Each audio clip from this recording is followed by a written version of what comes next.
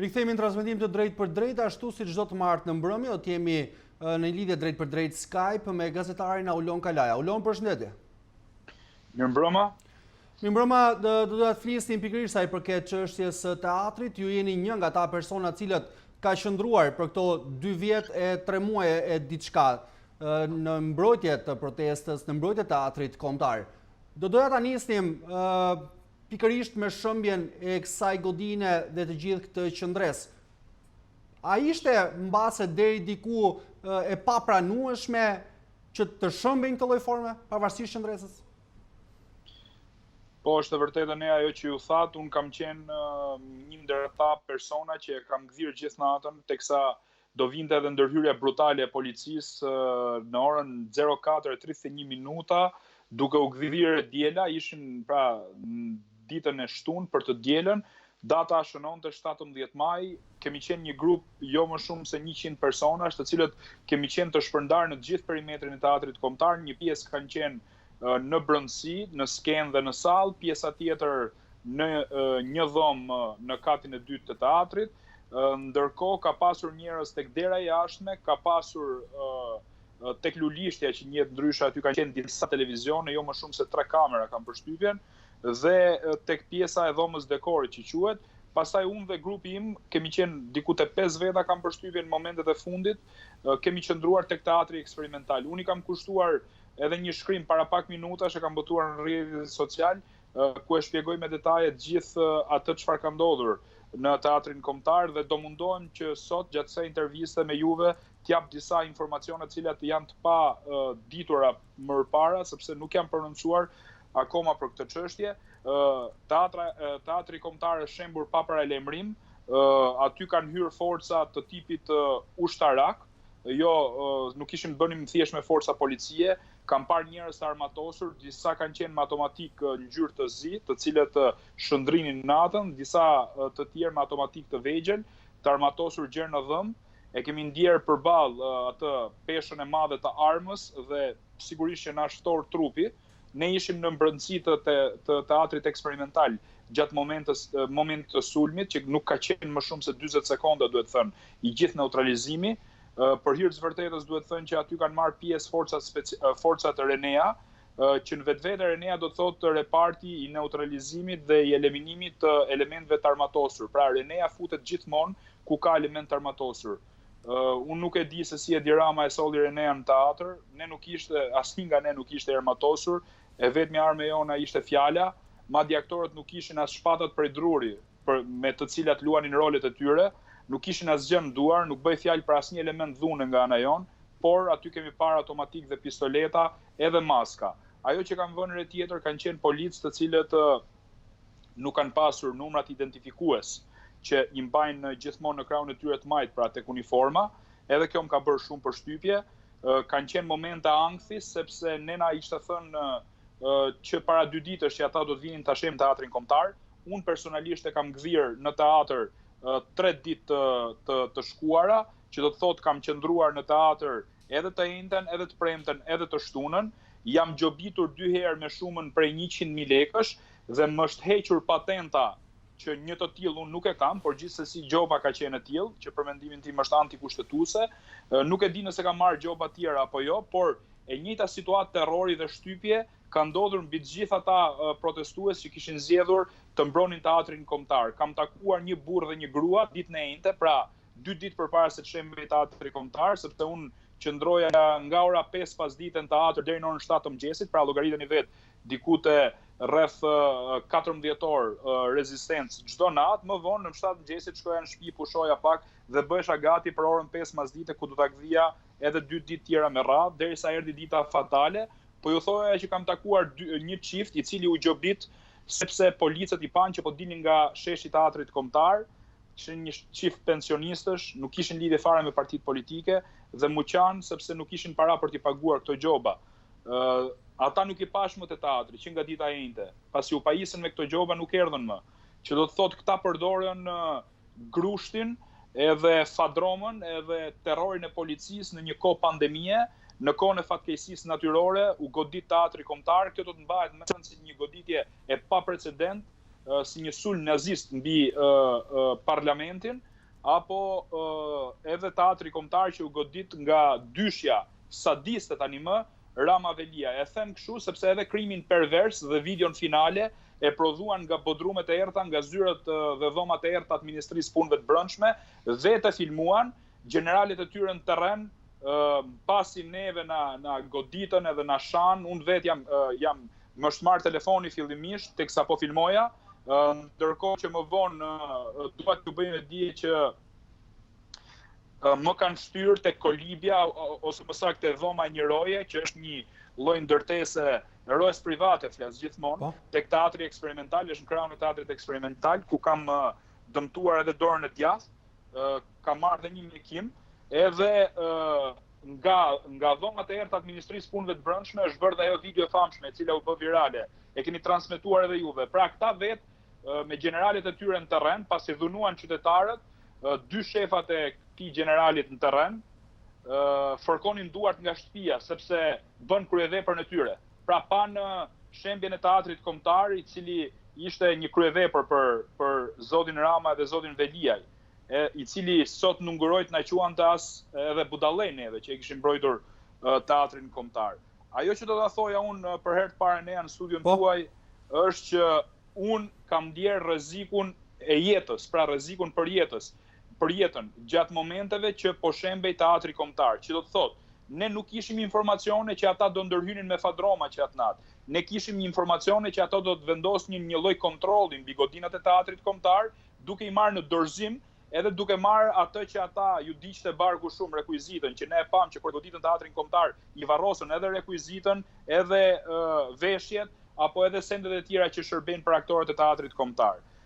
Pra, duhet them që rekuizita ishte thjesht një alibi e cila edhe kjo ra. Çfarë duhet them tani? Është thënë media dhe me shumë drejt që regjizori Robert Budina, Mirela Karabina, Juli Emiri, Neritan Liçaj kanë qenë në ambientet e teatrit kombëtar në ato momente, ndërkohë si ata, unë kam qenë te godina tjetër, kam qenë te godina e Teatrit Eksperimental dhe po e them për herë të parë, kam qenë veti pesti aty, 4 personat e tjerë që ishin me mua, kishim hyrë rreth orës 4 të mëngjesit aty për të pushuar pak, sepse ju e dini që janë orët e gjumit të vdekjes, që quhen tilla nga ora 3 deri në orën 5 mëngjesit. Më vonë çunat dolën. Po. Do të pyesja diçka. Si në godinën e Teatrit Eksperimental, po ashtu dhe brenda godinës Teatrit Kombëtar, ka pasur persona brenda, ashtu siç thoni ju, ashtu siç thash dhe zonja Karabina ditën e djeshme pikërisht në studion e faxnews. Pse fillimisht nuk është kryer mbase një kontroll? Mund të rezulton edhe fatale apo jo? Ajo ndërhyrje. Këtë doja të thoja Nea sepse unë jam rrezikuar me jetë dhe po e them për herë të parë në studion tuaj, që do të thotë kam qenë veti pesti, rreth orës 4 të mëngjesit kemi hyrë në Teatrin Eksperimental. Është një teatr fatkeqësisht që policia nuk ka pasur informacion ndoshta që ka pasur njerëz brenda, sepse po të shikoje sulmin e policisë, një sulm terrorist ka shkuar drejt për drejt nga hyrja anësore e teatrit kombëtar. Pra jo nga ana e Teatrit Eksperimental. Unë kam qenë veti pesti me 3 aktivistë dhe një gazetar i cili është arrestuar. Nuk është bërë e madhe në media kjo, po unë nuk dua ta heq nga puna gazetar sepse punon për një media e cila është afër pushtetit. Ai është arrestuar dhe më vonë është liruar. Këtë e konfirmoj për juve, por s'dua t'ja bëj me dije emrin sepse nuk dua ta marr në qafë. Ai ka qenë me mua atë natë dhe po diskutonim se si lindi kjo protestë etj.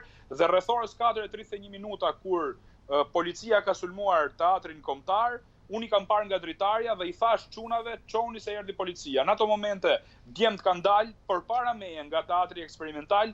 Unë kam qëndruar për disa minuta tjera te Teatri Eksperimental, gjithmonë duke menduar se do të vendosnja një lloj komunikimi me forcat e policisë kur situata të qetësohej, sepse ne jashtë po shikonim njerëz me armë, më kuptoni drejt, dhe nuk ke se si të bësh shtrimin ti kur je i kërcënuar nga njerëz me armë. Ju do të thoni që ata s'do të qellonin, po kush e dinte këtë? Arma në vetvete është një frikë e madhe dhe nuk dua që të bëhem hero pa lidhje në këto momente, dua të tregojmë sa më objektiv në këtë që po them. Dhe kam qëndruar i fundit Teatrin Eksperimental dhe kam dalë i fundit nga Teatri Eksperimental, që do të thotë, ne nuk e dinim se aty do të goditej me fadroma, ne e dinim që fillimisht do të merreni kontroll Teatri Kombëtar dhe si gjithmonë, para se të shembet një ndërtesë, do të kemi forcat e policisë që do të bëjnë thirrje me foni ose me megafon që të zbrazet Teatri Kombëtar dhe Teatri Eksperimental sepse do të goditej nga fadroma. E them me përgjegjësi të plotë që neve ky paralajmërim nuk na u bë. Pra, ne nuk kemi marrë fare paralajmërim. Dhe në momentin që kam dalë jashtë, jo më shumë se 30-40 sekonda, Teatri Eksperimental, flas gjithmonë për Teatrin Eksperimental, ku kam qenë vetë dhe kam dalë vetë i fundit, është goditur me fadrom në pjesën ballore. Në katin e parë të saj kam qenë unë tek salla, ku ka pasur sende shumë me vlerë brenda, ka pasur poltrona të kuq, me ngjyrë të kuqe më kujtohen, skena ka qenë shumë e mirë, por kam parë edhe dhomën e grimit, teksa jam futur për të kaluar rreth 30 minuta për të fjetur gjumë aty, gjumë që nuk e bëra kurrë, sepse policia më syr. Që do të thotë, unë kisha vendosur 2-3 opsione. Opsioni i parë është që dilja nga dritarja për dalë tek pedonalja, tek Bar Aleanca, nëse keni parasysh, por aty pata një lloj kosto të madhe, sepse mendoja që policia ka rrethuar nga 6 anët. E parë nuk ishte dëshmitar se çfarë do ndodhte me mua, dhe e dyta nuk ishte media. Dhe këtë vendim e hoqa, këtë opsion e hoqa nga vetja. Opsionin e dytë që kisha është që të qëndroja brenda teatrit, dhe kur situata të qetësohej dhe mos të ushtrohej më dhunë, pra kur të dilnin njerëzit e fundit, të dilja dhe unë, sepse aty po dhunoheshin njerëz. Dhe këtë mendova, por edhe këtë fakt e pata me frikë. Pse? Sepse për arsye kur unë doja të bëja një njoftim në rrjetin social Facebook që urgjente dhe te teatri kombëtar po ndërhyhet brutalisht, postimi im nuk u bë, sepse na kishin bllokuar valët e telefonit, pra na kishin bllokuar internetin. Më vonë tentova të marr tikën telefon, gjithmonë jemi në çastet kur kam qenë brenda Teatrit Eksperimental, edhe aty mi kishin bllokuar valët, pra e kishim fare të pamundur. Dhe unë po imagjinoja veten në një moment që do bërtisja tek fadromisti, po a do mundej që zëri im të dëgjojë deri tek fadromisti dhe unë të mbesja në rënoja, pra edhe opsioni 2 të ra. Pavarësisht se qëndrova në Teatrin Eksperimental teksa po mendohesha, 4 shokët e mi kishin dalë dhe vendosa që edhe unë dal nga Teatri Eksperimental, dola nga hyrja anësore që të çon tek sheshi i teatrit, aty ku ne bëjmë protestat. Pra gjithmonë tek kisha përballë hyrjen anësore të teatrit kombëtar. Më kuptoni? Po. Në këto momente, nga 5 veta që ishim neve, sepse çunat ishin aty, 2 nga ne u morën dhe u shoqëruan. Njëri u mor pa rezistencë nga 2 policë dhe u shoqërua, u çuan komisariatin e Kamzës, ndërsa gazetari për cilin ju fola pak më herët që nuk dua t'ja bëj ditur emrin, u mor dhe ai megjithse e nxorri bexhin e gazetarit, e kanë goditur, e kanë sharë, na kanë sharë nga ropt të shtëpisë, na kanë sharë, domethënë me libër fare fisje, ku edun tani sharjet më të ndyra, që nuk më mban goja dhe nuk janë televizive për t'i thënë, por dua ta them pik për pik atë që ka ndodhur, dhe në momentin që morën dhe gazetarin, e liruan një herë, po erdhi një treshe tjetër policësh me maska dhe e mori sërish gazetarin dhe tha, nuk më bie ndërmend që je gazetar, pse kaq vonë punojnë gazetarët? Ai tha, gazetaria nuk ka orar zotëri, dhe këtë njeri e morën dhe e shtyn dhe e shoqëruan. Unë nxorra telefonin në mënyrë instinktive normalisht, edhe si gazetar për ta dokumentuar ngjarjen, ma kanë përthyer dorën dhe ma hoqën telefonin, dhe ndërkohë, teksa po vinin 3 policë për të më arrestuar, nuk e di pse nuk më morën, mua mu duk sikur do merrnin dhe mua, por njëri mbas meje, mbaj mend me xhup me një fshfshe të kuqe me zinxhir, morën atë. Dhe në momentin që unë po dilja jashtë perimetrit, më kanë shtyr tek dhoma e rojës private, security, dhe kam dëmtuar, siç u thash, edhe një herë tjetër dorën e djathtë. Kur kam dalë, pothuajse pa kaluar ende rrethimin e teatrit kombëtar, kam parë që fadromat kishin bjerë nga dheu. Kishin ardhur nga 6 anët, ai kishin zbritur me helikopter. Ai kishin nxjerr nga nën toka. Unë nuk e kuptova fare, domethënë ishte një lloj operacion special, duhet thënë, për ndonjë bandë terroriste, apo akoma më keq për ndonjë grup terrorist që presupozohet ishim neve, njerëz të lirë, aktivist, gazetar, disa njerëz kishin dhe libra me vete që lexonin gjatë natës, sepse nuk shtyhej koha ndryshe, disa tjerë recitonin poezi, dhe them me përgjegjësi që kjo ka qenë protesta më e kulturuar e 30 viteve këtu në Shqipëri. Dhe së fundmi në epilog, jo ta them dhe fjalin e fundit, kur kam dalë tek cepi ministrisë së punëve të brendshme, aty kam parë fadromën që ka goditur Teatrin Eksperimental. Pra aty kam bërë një llogari me veten time dhe kam menduar që imagjino sikur unë të kisha vendosur qëndroja brenda Teatrit Eksperimental dhe cili do ishte fati im. E them me përgjegjësi të plot, policia jo vetëm që nuk na ka bërë thirrje me megafon të dalim nga Teatri Kombëtar dhe Eksperimental, por nuk ka bërë as kontrolle, të cilat janë të domosdoshme në këtë rast, Të paktën në këtë rast flas për teatrin eksperimental. Nuk e di a ka bërë kontrolle nëpër skutat e teatrit kombëtar. Nuk besoj që policia t'i njohë skutat e teatrit kombëtar, ashtu siç i njohin vendet për të fshehur artistët. Por te teatri eksperimental, e them me përgjegjësi, asnjë polic nuk ka hyrë brenda për të kontrolluar. Prandaj them që neve na është rrezikuar jeta, të paktën mua personalisht si person i fundit që kam dalë nga teatri eksperimental. Aulon, ndërkohë i gjithë ky mos veprim i policisë, a do të bëj mbase që dhe të ngrini një padi? Unë personalisht këto 2 ditë, t'ju them drejtën, e kam pasur edhe një farë reflektimi, pavarësisht se kam qenë edhe te protesta e djeshme dhe do marr pjesë edhe te protesta e nesërme, kam bërë një lloj reflektimi ndaj, kam vendosur sot ta shkruaj të vërtetën time për qëndresën time në teatrin kombëtar, sepse kjo qëndresë nuk është e rastësishme, kjo imja. Unë kam qenë edhe në atë që ka ndodhur midis natës 23 korrikut dhe 24 korrikut të vitit 2019, pra të vitit që lam pas, ku ne mundëm ta çanim kordonin e policisë dhe ta merrnim në kontroll teatrin kombëtar. I kisha vënë një zotim vetes që me çdo kusht unë do isha aty edhe po të vinte policia, qoftë edhe për ta prishur teatrin kombëtar. Kjo është pika parë. Pika dytë, kjo ishte një protestë 819 ditore. Protestë 27 mujore pa precedent. Dhe jam krenar që kam qenë që nga dita e parë në këtë protestë, e mbaj mend datën 8 shkurt 2018, ndërkohë që unë bëja protestat nëpër Shqipëri kundër faljes detit Greqisë, pra me marrëveshjen Shqipëri-Greqi, kam marrë një ftesë atëherë nga aktori Neritan Liçaj, jemi mbledhur tek Akademia e Arteve tek salla Black Box, ku aty kanë qenë edhe njerëz që sot janë pro prishjes teatrit kombëtar. Atëherë përbetoheshin që do të lidheshin në dyert e teatrit kombëtar. Madje disa prej tyre thanë që do të shtriheshin para fadromave dhe do të linin jetën e tyre. Por sigurisht me kalimin e kohës ata u sistemuan. Dikush mori një kredit but për shtëpinë, dikujt ju dhërua një shtëpi, dikujt ju dha një projekt, dikujt i futën dikën punë, dikujt tjetër u ble. Dhe sigurisht mbetën ata që mbetën. E flas tu për artistët, por ka pasur edhe blerje aktivistësh që ne do të diskutojmë kohë pas kohe. Por t'i dhënë përgjigje pyetjes tuaj, unë sigurisht që pas këtij shkrimi dhe pas kësaj interviste që po jap, sepse kjo është përgjegjësi publike, pra kur ti del në një media dhe bën një denoncim tillë, absolutisht do marr hapat e nevojshëm për një padi sigurisht kundër ndërhyrjes brutale të policisë, duke na sulmuar jetën tonë dhe duke na rrezikuar jetën tonë pa paralajmërim, pa foni, pa megafon dhe pa kontroll në terren paraprake brenda teatrit eksperimental. Në të rast flas për veten time sepse nuk kam pasur mundësi krijoja një komunikim as me artistët të ditë, por nuk kam pasur mundësi t'i shikoj as me sy të lirë atë që ka ndodhur brenda teatrit kombëtar. Ju e dini që teatri është një lloj po themi forumi dhe nuk përbëhet vetëm nga teatri kombëtar. Ai është një lloj përbëhet edhe nga teatri eksperimental, është edhe pishina, është edhe pjesa e oborrit, pra ka disa elementë godina në tërësi e teatrit kombëtar. Aulon, doja e përmendje pak më herët, ishte ajo protestë e zhvilluar gjatë ditës së djeshme, teksa dhe gjatë ditës nesërme do të ketë një tjetër protestë, pra ditën e mërkurë në orën 17:30. Sa do të vazhdojë kjo protestë dhe cili do të jetë tashmë qëllimi i radhës, pasi fatkeqësisht gjithë ajo qëndresë 27 mujore rezultoi me prishjen e godinës teatrit kombëtar. Çfarë do të kërkohet tashmë në këtë protestë tjetër?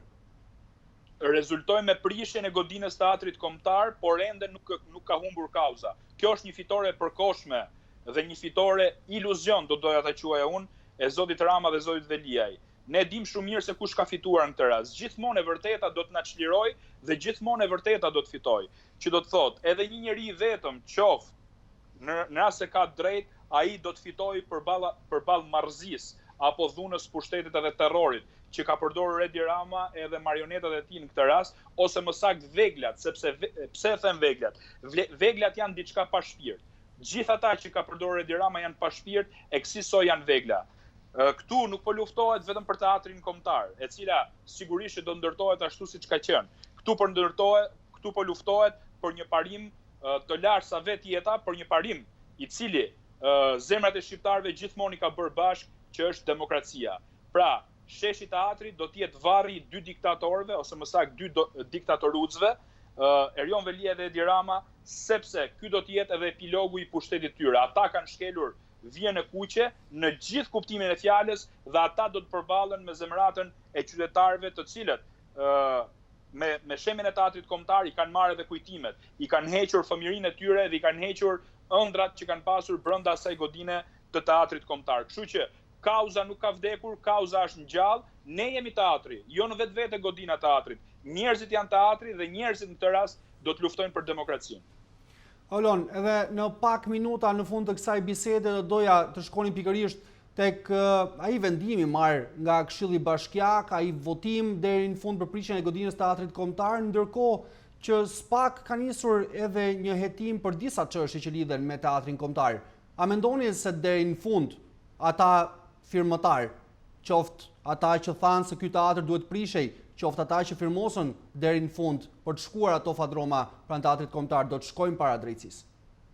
Unë nuk e di se çfarë ka bërë SPAK dhe çfarë do të bëjë SPAK. Ajo që di unë është që teatri kombëtar është prishur në mënyrë të palishme. Bashkia e Tiranës nuk ishte legjitime as Këshilli Bashkiak për ta prishur teatrin kombëtar. Për dy argumenta. Së pari, Erjon Veliaj kandidoi vetëm në vitin 2019 në votime dhe i gjithë Këshilli Bashkiak prej 60 e ca këshilltarësh është një ngjyrësh, që do të thotë nuk ka pasur alternativë dhe nuk ka qenë legjitim për të marrë vendime kaq madhore si shembja e identitetit dhe historisë tonë kombëtare, dhe për elementin e dytë që nuk mundet Bashkia e Tiranës të shemb një vepër kombëtare. Bashkia e Tiranës mund shembte larg qoftë teatrin e Metropolit, se s'dua t'ia fus në kokë. Ajo është pronë e Bashkisë Tiranës dhe aty Bashkia e Tiranës ka legjitimitet. Nuk mundet që një institucion lokal, siç është Bashkia e Tiranës, të shem një vepër kombëtare siç është teatri kombëtar. Por Edi Rama kësaj radhe gështenjat e nxehta ka dashur t'i kap me duart e të tjerëve, me hanxharin e tij këtë rast, i cili ka marrë koston më të madhe. Ai mendon se tani e ka të sigurt edhe rimandatimin për kryebashkiak apo për kreu i Partisë Socialiste. Por ai ka humbur betejën me qytetarët. Ky është varri i tij, prandaj doja t'u thoja. Sa i përket këshilltarëve, unë mendoj se gjysma prej tyre janë analfabet funksional, nuk e di nëse është falsifikuar, sepse nuk na u la kohë, apo jo, ne kemi dy padin gjykatën kushtetuese dhe turravrapi i pushtetarëve nuk i la kohë gjykatës kushtetuese për të shprehur, dhe nuk i la kohë as atij hetimi që kishte çelur SPAK, apo jo, në kronikat tuaja e kam dëgjuar. Por nuk i la kohë as një hetimi administrativ, në rast se këta këshilltar bashkiak kishin votuar dhe sipas kanë votuar online, dhe si u firmos natën kjo shkresë. Komunistët punojnë natën, firmosin natën, prishin natën. Edhe diçka të fundit, lutem, është thënë dhe shumë herë nga të shumt persona që nuk ishte vetëm prishja e godinës teatrit kombëtar, por këtë herë është goditur edhe demokracia. Kemi pasur shumë europian, nga shumë vende europiane, shumë persona të cilët janë shprehur dasha keq, jo, janë shprehur se nuk do dëshironin pra se do që të shëmbej kjo godinë e teatrit kombëtar, kanë kërkuar dialog të kryeministit Edi Rama apo dhe të kreut Bashkisë Tiranës, Erjon Veliaj me artistët apo dhe me gjithë ata persona që nuk e dëshironin këtë gjë. A të cënon ky veprim lirinë e para, demokracinë e dyta, gjithashtu dhe integrimin e Shqipërisë drejt Bashkimit Evropian? Ne kemi thënë me kohë, po tani po e thonë edhe europianët. Pra këta kanë edhe Europën kundra në këtë kohë. Dhe ti e di shumë mirë se ç'do të thotë ta kesh Europën kundra, por sigurisht së shpejti edhe Shtetet e Bashkuara kundra, që do të thotë ky është epilogu i pushtetit të tyre, që do të thotë ata nuk janë më legal, që do të thotë ata nuk do të jenë më legjitim, edhe nuk janë legjitim në këtë kohë që flasim. Ata i kanë bërë thirrje për dialog, këta e shembën. Europa i bëri thirrje që do ta ndërtojmë ne teatrin kombëtar me taksat e qytetarëve europian. Këta e shembën. Ambasada britanike i bëri jehon asaj deklaratës komisionerit Bashkimit Evropian për kulturën. Këta e shembën. Pra unë nuk e di, këta e kanë personale me teatrin kombëtar. Unë gjykoj që kryeministri Rama përveç aferës korruptive, përveç vjedhjes, ka një histori personale me teatrin kombëtar që s'do doja të ndaja sot me juve, por do të kemi mundësi tjera për ta diskutuar. Pra ai ka pasur një fiksim 22 vjeçar. Po thonë sot, unë mendoj që fiksimi i tij nuk është 22 vjeçar, është një fiksim akoma më i vjetër që rrënjët i ka në kohën kur në Shqipëri mbretëronte diktatura dhe komunizmi. Por do kemi mundësi për ta diskutuar dhe këtë. Për ta mbyllur, europianët i kanë kundër, po edhe qytetarët në këtë rast i kanë kundër, teatri do të jetë varri i tyre. Aulon, politik. Po, të falenderoj edhe një herë tjetër për këtë komunikim ditës sot. Ju përshëndes. Kemi qenë pra me gazetarin Aulon Kalaja, i cili është një nga ata personat i cili ka qenë i pranishëm që në nisjet protestës të Aleancës për mbrojtjen e teatrit kombëtar dhe ka vijuar tjetë deri në ditën e fundit kur ky teatr është shëmbur. Unë ju falenderoj për vëmendje, do të kalojmë një hapësirë publicitare.